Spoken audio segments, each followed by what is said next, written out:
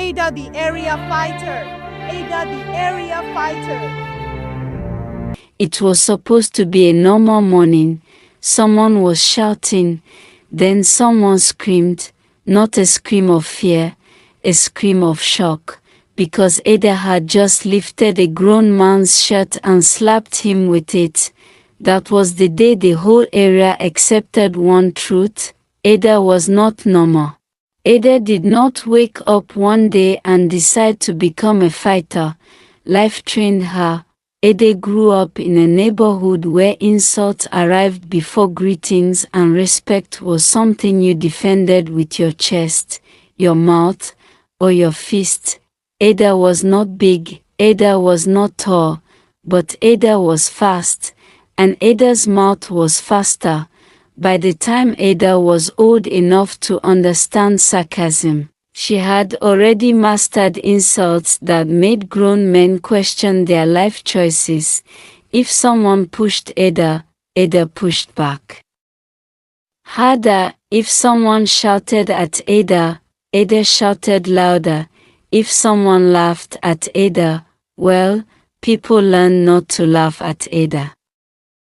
Ada's mother, Mama Nkechi, prayed every morning, not for money, not for long life, but for peace.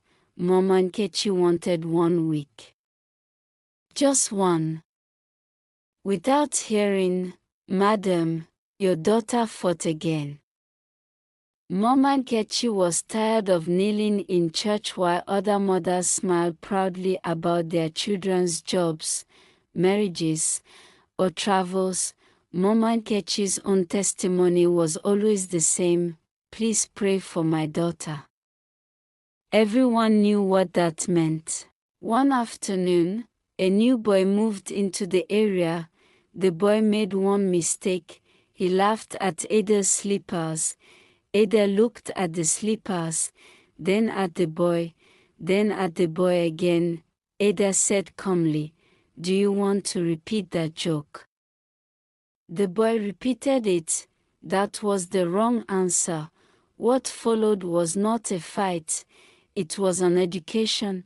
By the time neighbors separated them, someone shouted, "Leave her alone." That is Ada, the area fighter. The name stuck like gum. Sola loved Ada, but Sola loved drama more. Sola was the type who never fought but always arrived first to watch.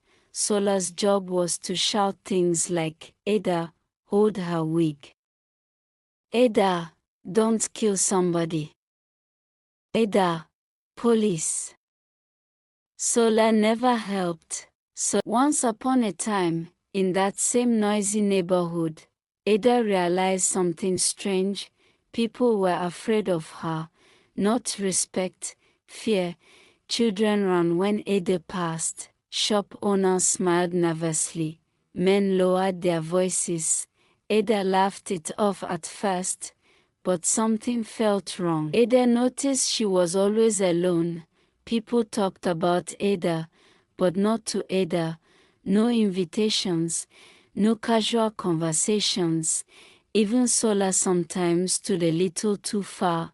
Ada pretended not to care, but Ada cared. Officer Bello knew Ada by name, not because Ada was famous, because Ada visited the police station too often. Officer Bello would sigh and say, "Ada again." Ada would wave. Officer Bello was tired, but secretly amused. The funniest arrest happened during a birthday party. Music loud, cake on table. Ada was eating meat when someone stepped on her shoe. Ada warned him. He laughed. 5 seconds later, the cake was on the floor and Ada was holding a chair. Officer Bello arrived, rubbed his face, and said, "Why today of all days?" Here's what nobody knew. Ada hated fighting. Ada fought because it worked.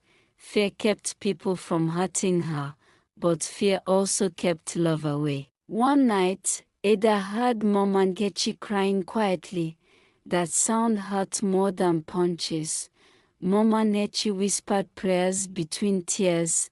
Ada sat silently. For the first time, Ada felt tired. Ada decided to change, not overnight, not magically, just slowly, but the area did not believe it. That was the moment everyone realized something dangerous. If Ada stopped fighting, who was Ada? And if fear left, what would come next?